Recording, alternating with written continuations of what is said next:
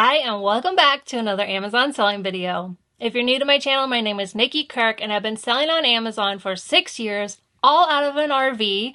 So I'm here in my RV currently filming because here in Oklahoma it has been raining for the past week, so it's a little muddy outside and I can't go film outside like I would like to. But since we renovated it, it's still nice, so it's a great place to record, lighting's great, all that jazz. By the time this video comes out, the shop update, so there should be concrete in the shop and it should be things rolling real quick and it should hopefully be done by June, fingers crossed. But yeah, so that's exciting. Hopefully lots more videos in there once I get it all set up. Okay, so the model of Amazon selling I do is called retail arbitrage. It's where I go out to stores, retail stores like Walmart, Target, TJ Maxx, Ollie's, buy stuff that sells for more on Amazon, send it into Amazon via FBA for a profit, obviously, right? Otherwise, what am I doing here? So in this video, I'm actually going to talk about pricing strategies, both what to do before you buy something and then after you buy something if the price should start to tank. So I'm sure if you sell on Amazon, you've probably bought something, makes great profit, everything is great, and then you send it in, and then a couple weeks later, some price tankers start to come on the listing. That is totally normal. It's something that happens on Amazon all the time, unfortunately, but it is my crusade to help educate Amazon sellers who might think that dropping the price is how you win a sale. It's how you make your life harder, and it's how you make your business not work for you. So in this video, I'm going to talk about pricing strategies. The thing to remember about pricing your Amazon inventory is that it takes more than one seller to create a race to the bottom, to create that price tanking. Because if only one seller is dropping the price, well, they're going to sell out, and then the next seller will go right back up to whatever that price was. It's when other sellers match that price, or maybe it's their repricer that's matching that low price, and now it's creating the race to the bottom. It can't just be one seller. So that's why I'm always an advocate for being involved in your business, which means being involved in your pricing. Whether that's smartly setting up a repricer and being aware of what's going on with it, or manually repricing. I have manually repriced my whole entire time. I'm just now getting into a repricer, and I'm having a lot of issues, so I can see how if you don't set it up correctly, it's not going to work for you. So there is a lot that goes into repricer. So as I always say, if you're going to use a repricer, be smart with it, be involved in your business, know what's going on, like know what you're doing. If your repricer, this repricer I'm testing, it's automatically, if you did nothing, it's set to undercut a penny. Like that's just how they come factory standard. So you do have to, I have to go, no, I don't want to drop, I want to match, or I want to be within 5 cents above, like all different things that I manually have to do. So either way you're doing it, you want to be smart and involved in your business. So as always, when I am going out to buy a product, before I ever buy it, I evaluate it. And for me, that evaluation comes down to it has to make a minimum of $5 profit and 50% ROI. Now, sometimes I'm a little lax on my 50% ROI. It depends on the item, depends how much prep it involves, depends how much it costs, all that kind of stuff. But minimum $5 profit is what I'm looking for. So that is allowing for that wiggle room. Should the price start to drop a penny or $1, I'm still going to make $4, right? Like I have that $5 as that buffer. I've always had it because that's what happened with selling on Amazon. You want to have a buffer room. And then the 50% ROI, it just means I'm not going to spend $20 and only make $5. If I'm going to spend $40, I want to make $20. If I'm going to spend $20 to buy something, I want to make at least $10 back on it. So that's the 50% ROI.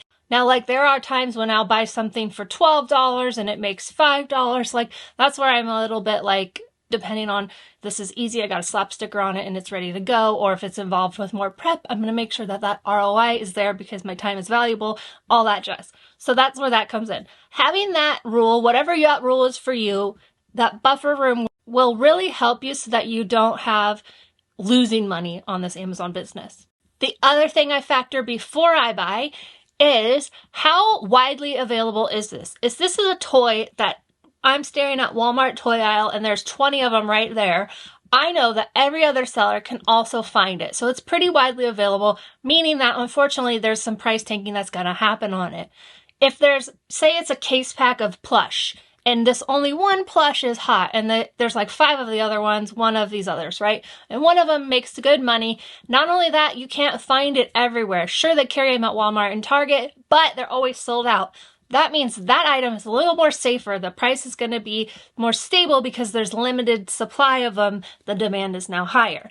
So those are things that I look into. How easily is this? Is it a bundle that I found and it took me a while to find it while I was standing in the aisle, or is it something I just easily scanned and found? Now, once I buy stuff, when I'm packing up my FBA shipments, because that is majority of my business is FBA, probably like 90% FBA, 10% FBM. So when I'm packing up my stuff, I make sure that I price it $1 or $2 above the current buy box when I list it. So I list in Inventory Lab, it tells you, and I also am looking at the product page every time I list so I can see what the current buy box price is. I price above that.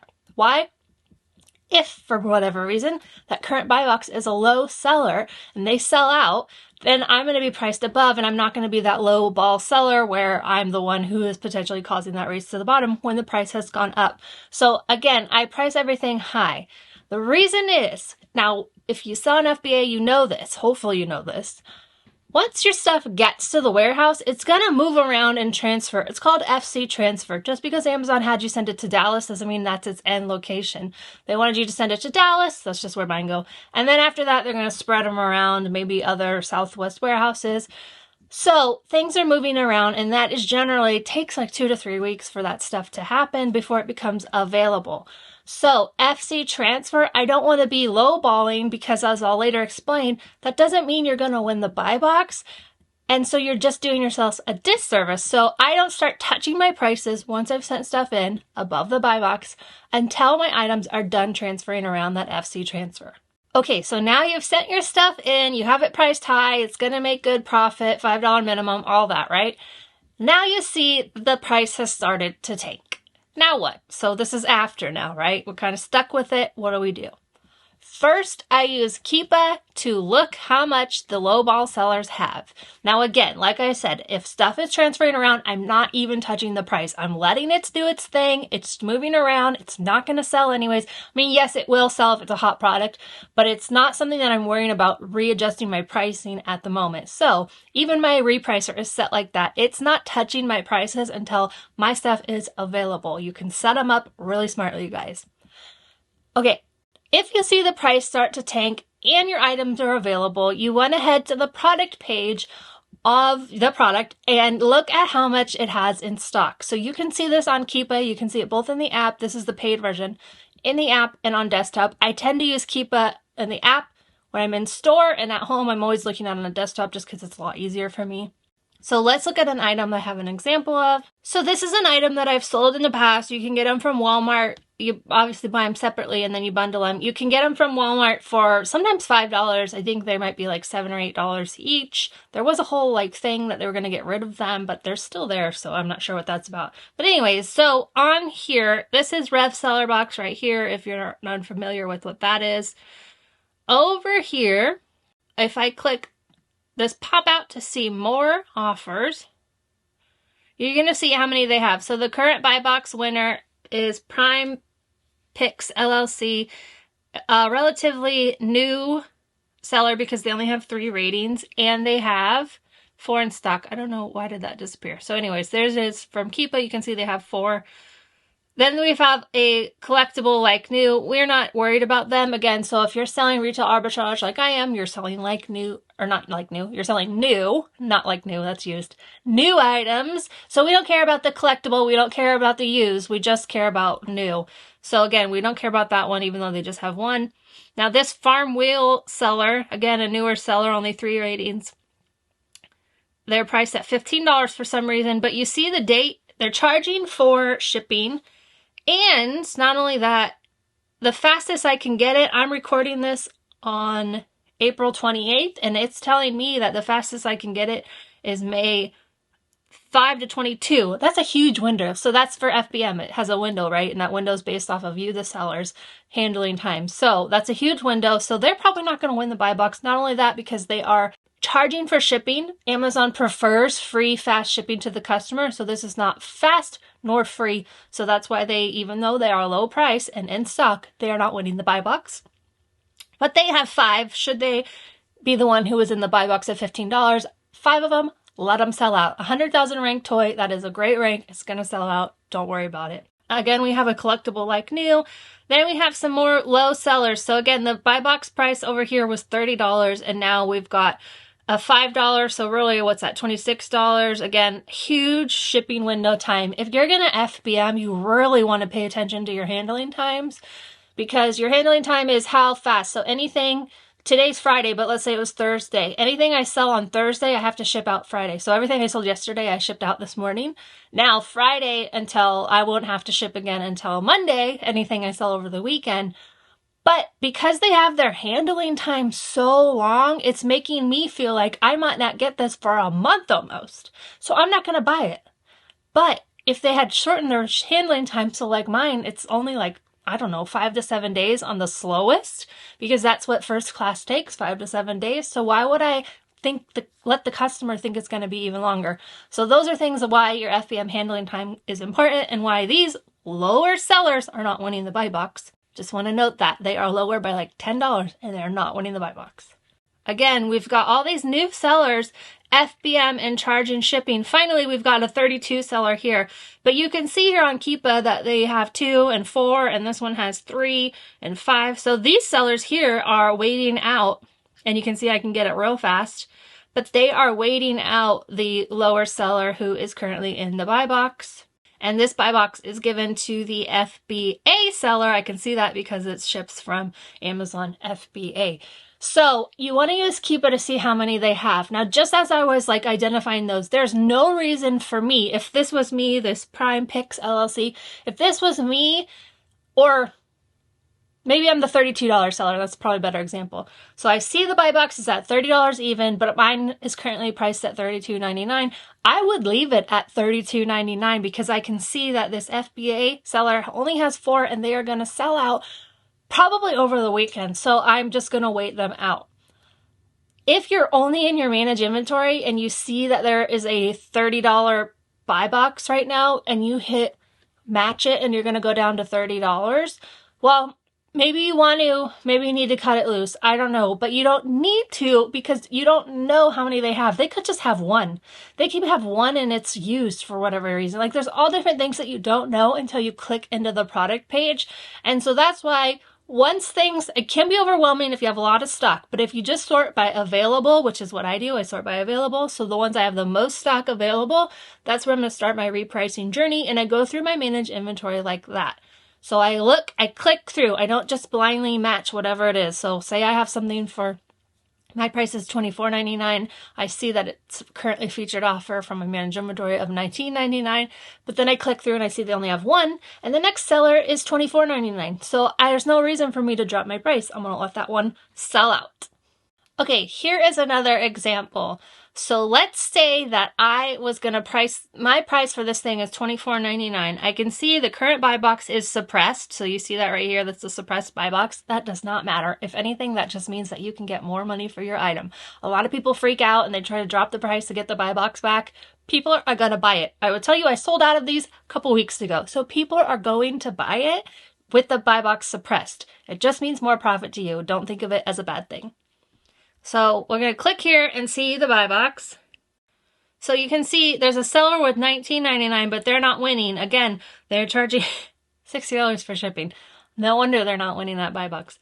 But then you have the $20.99 and then all these other sellers, basically the same price. They could pretty much raise their price on this one. But say I wanted to sell mine for $24.99, I only have to wait out 8 sellers that have a combined total of 8. So I would just wait those sellers out and mine would sell. Now that might mean I wait a week or 2, but if that's fine. I don't need things to sell. I don't need to flip things fast. I'm not trying to do that. I'm trying to make money with my Amazon business. And so I am fine selling things 1 month, 2 months, 3 months, because again, that FC transfer is going to take a while to move around the warehouses, and you are not going to win the buy box. Not necessarily that you're not win it. You can win it, but you're less likely when your stuff is further out to ship. So just like I'm looking at the shipping dates, so is the customer. And so if they want stuff fast, Amazon wants them to get it fast. So they're going to prioritize that buy box to people who have free shipping and who can get it to the customers fast.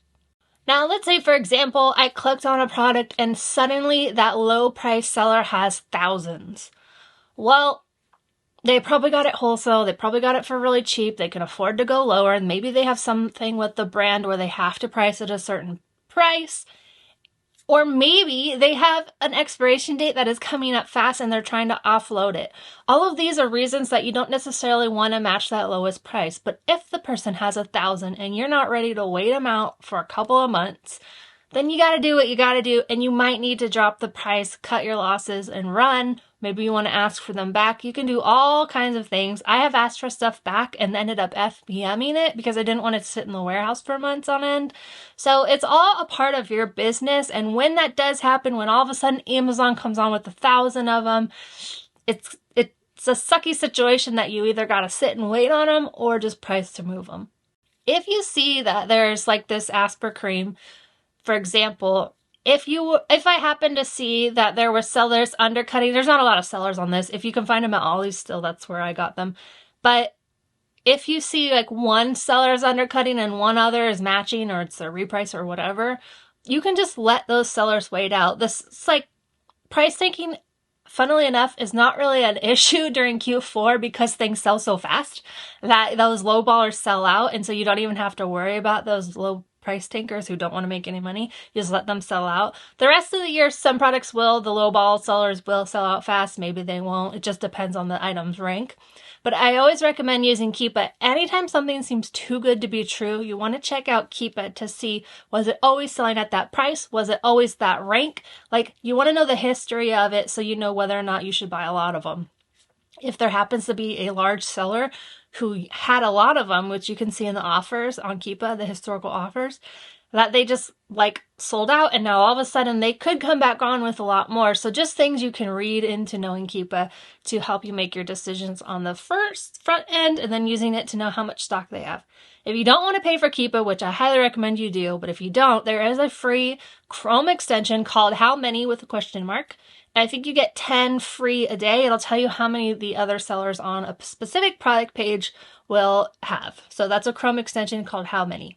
Okay, so that's it for this video. The main takeaways are making sure you buffer on the front end, do that product research before you buy it, make sure it has enough profit, and then should something happen, just price smartly. Price knowing, is my stuff transferring around still? Because then it's not worth it to even look at the pricing. Save yourself some time, leave it priced high, and just wait until it's available. When it becomes available, then you can decide if you want to lower the price $1 to match that buy box, or if you want to wait it out longer.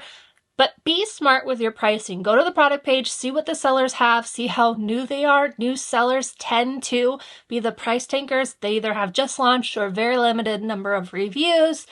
So you can kind of tell. I actually have my price repricer set up to not match any just launched or 3 stars or less, or 3 reviews or less sellers, because again, sometimes new sellers, they don't watch my videos and they don't know that you don't have to drop the price to win the sale. So I just want to filter that out and not match their prices so you can make the same decision either on your repricer or by manually repricing.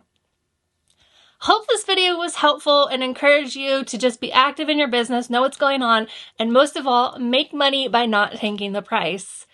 If you want to learn more from me, I have the Beginner FBA Amazon Selling course. I have the Lead List Bolo group, which you can join at any time. It's happening every month. We are in there chatting about just different Amazon things, as well as lists of profitable leads to look for, doing retail arbitrage and online arbitrage. Or I have the Ungating Guide. You can find it all at yoursellingguide.com. Have a great week, and I will see you next time right back here for another Amazon selling video.